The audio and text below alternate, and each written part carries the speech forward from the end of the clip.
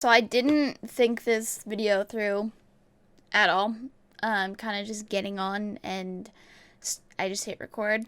Also, no one's really here to tell me otherwise that making a video like this could be a very bad idea. I think just in general, I need to get some thoughts out.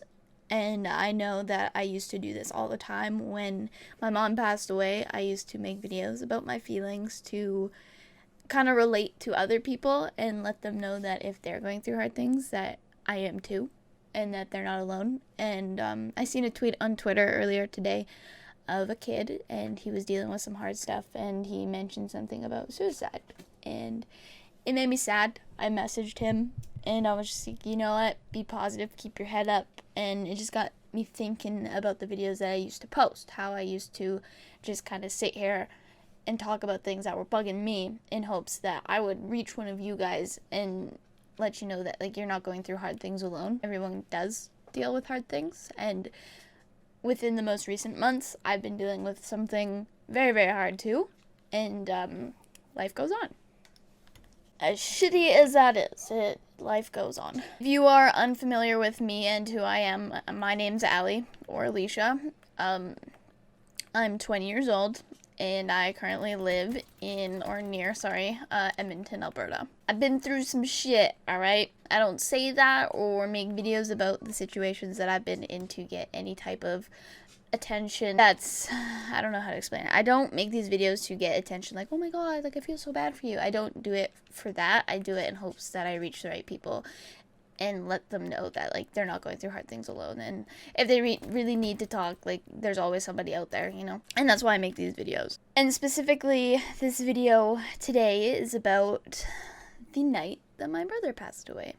I've made a bunch of videos on my channel previously about stories and things that my brothers have done, because my brothers are actual tools. They may be tools, but I mean, like, they're my tools, and I love all my brothers. Even if they're stupid and do stupid shit, I love them all equally. That'll never change. My brothers are actually heavily involved with the drug scene, selling drugs, doing drugs. My two oldest brothers were very, very into that. It was a lifestyle that I was not a fan of, so I tried my best to distance myself when it came to hanging out with them and doing, like, basically life with them. I tried my best to kind of just distance myself until they figured out that that lifestyle was not something that I personally wanted to be a part of. I still talk to them. I still let them know that I care about them. And every once in a while, I would spew my Dr. Phil shit and be like, yo, I think you need to get your head out of your ass. And often I would piss them off, because they thought that I thought I was better than them, when in reality, I'm not better than them. They're just a little mixed up in life. So they're very involved with that kind of stuff. And Robert didn't get out of that. I was the closest with Robert. When I had to pick him up at 1 a.m. after he got out of jail to go see my mom in the hospital for what would be the very last time she'd be admitted to the hospital, he was the one that was there for me, and the one that I hugged in the hospital parking lot at 2 a.m. Robert was just the brother I connected the most with. He was around more so than my other two brothers, which is just how life went. Like I said, though, I love all my brothers equally. They're all very special to me. I went to a soccer tournament March 16th, 17th, and 18th. It was in Calgary, Alberta. I went with my cousins, Nathan's family, his little sister. His little sister was playing as well as my cousins were. So it was going to be the first time in a very long time that my family was reconnected with Nathan's family. We've been dating for almost 4 years, and they've only really talked to each other once, and it was at our graduation kind of get together. So I thought, like, hell yeah, this would be a super cool weekend that we're all gonna, like, see each other again. It's gonna be super dope. And it was, for the most part. Like, we got to watch a lot of kids play soccer, and it was really fun. It was awesome. So Nathan and I had our own hotel room, and we went back to the hotel room. We were literally just watching Netflix. I was on his computer sending business emails to try to get photography jobs, and I pushed my limits, and I stayed up way too late. So I usually go to bed at like 9:30, 10 p.m. and it was about 12:30, maybe 12, as I put the laptop and my phone away to actually go to bed, because we did have to be up quite early the next morning to go watch more soccer. 12, like I said, 12:30 before I put the laptop down, and not even 15 minutes after I put the laptop down, I got a phone call. The person that called me, her name is Desiree. She's practically my sister. We've been through a lot together. She dated my brother Robert for a long time, and she really, really cares about my brother Robert. And she's my concert buddy. Whenever I go to any type of concert, I basically drag her along with me no matter what. She has no choice at this point anymore. And we've had a lot of concerts recently, and we've had a lot of times to talk and think about life, and we have like these long, in-depth conversations about life and shit. And somehow they always ended up on the topic of one day we are going to get the call. The call that would be one of my brothers are really hurt, or even worse, dead. Like, these are conversations that we've legit had, and we've tried so hard to think of ways to prevent it, and there was just nothing we can do unless they got out of that scene. Simple as that. So when I got this phone call at 12:30, whatever time it was, all Desiree said was, "I got the call." And my heart dropped, because I knew what she was talking about, but I didn't want to believe it. So I asked her what call, even though we've talked about it 100 different times, and it's just what it is. Nathan was sleeping, and I tried my hardest to be quiet. Obviously it didn't work, because Nathan woke up, tried to make me feel better, but to be honest, nothing was going to make me feel better at that point, to be honest. I don't think anything would. At this point in the night, I didn't believe it was real. I posted to Facebook saying, "Hey, if anyone has contacted my brother, please get him to get a hold of me."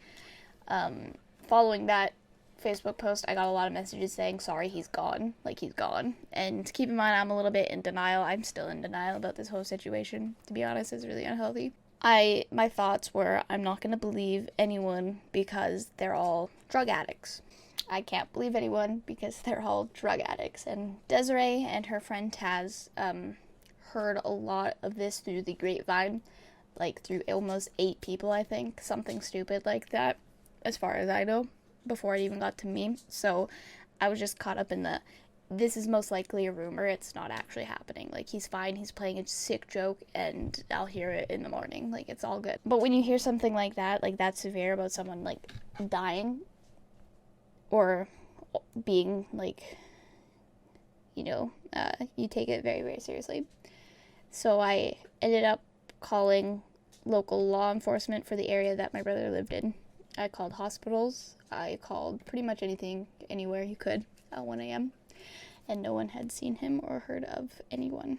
And it was shitty. I felt really hopeless. I didn't sleep at all. Not one bit.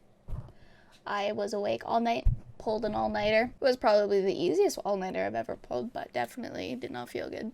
I texted my auntie in the middle of the night, the one that was at the tournament with me, and I said, I'm freaked out right now, I'm scared. I heard that Robert's gone, like, he's dead.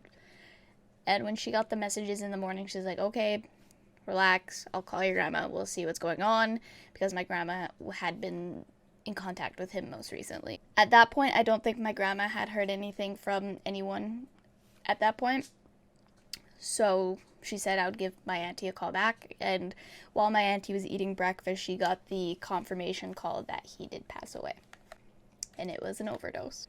At this point, I have already been at the soccer stadium for a little bit. I've been watching soccer for about 10-15 minutes already, and I got the call while I was sitting on a set of bleachers with a bunch of soccer moms. Not the best moment. I lost my shit, to put it lightly.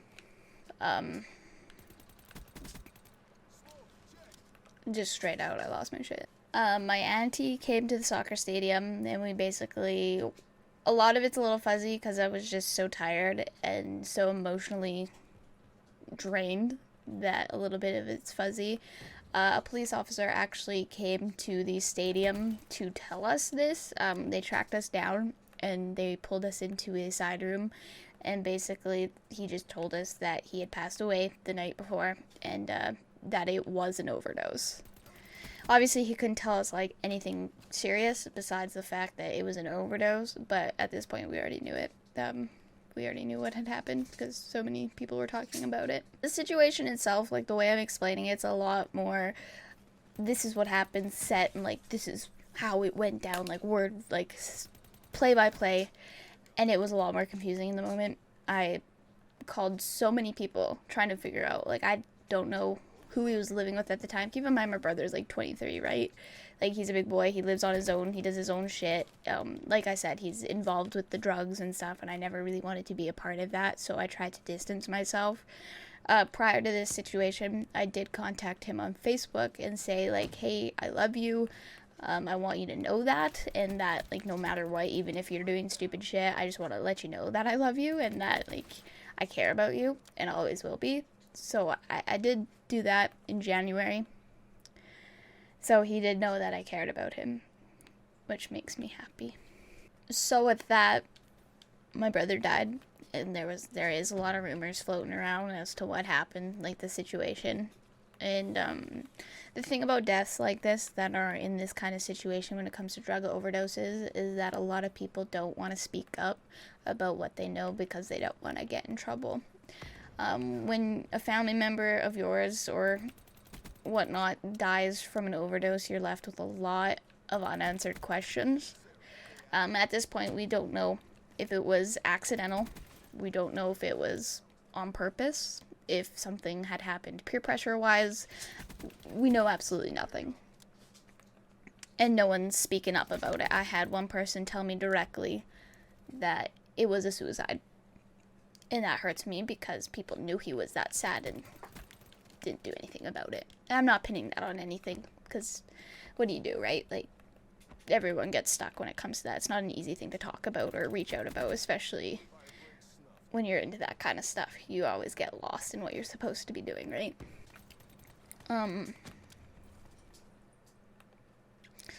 So I got a lot of questions that won't be answered and probably will never be answered, and that's really shitty. And this is the effect that a overdose leaves. So if you're thinking about doing drugs, please don't. Especially the hard ones. You never really know what you're getting. You could be getting, like, freaking meth-infused fucking something, dude. One thing I will say is if you do know somebody, or even you, or a family member that is using drugs, you can actually pick up a kit. It's called Naloxone, and basically it can temporarily reverse an overdose if someone, or even yourself, start to overdose. Basically, when you go to pick it up, you get trained on it. And it's a little injection, and it can reverse the effects temporarily until you go get medical help of an overdose. And I would recommend go getting that. I'll put a link in the description so you guys can read more about that if you know anyone. I do believe they're completely free. You don't have to explain them your life story if you want to get one. If you want to get one for your family member, you don't have to go in there and answer crazy questions. And they're just a good thing to have with today's day and age. You never know when you might need to use that. I plan on getting one here soon, just to have one. I honestly never thought I would have to go back to making videos that are this deep. I thought that part of, like, of my life was behind me. Like, I don't have to sit here and make this video. I don't. It's just a good coping mechanism, you know? I don't recommend doing drugs, by the way. Please don't do drugs. If you are addicted, just try to get help. If you know someone that's addicted, let them know that you're there for them. Get them an Naloxone kit, because some people aren't ready to give up that part of their lives, and you know what? That's okay. Just make sure they're safe, you know? It's what comes down to it. I miss my brother, dude. I don't really have any more to say than what I have. So I'm gonna stop recording here. Check the links in my description. There's gonna be some helplines, information on Naloxone. And if you're watching this video, I hope it somewhat sways your decision if you're thinking about doing drugs. And if you're mentally having a moment it's okay to get help and it's okay to not be okay. Have a good night, guys.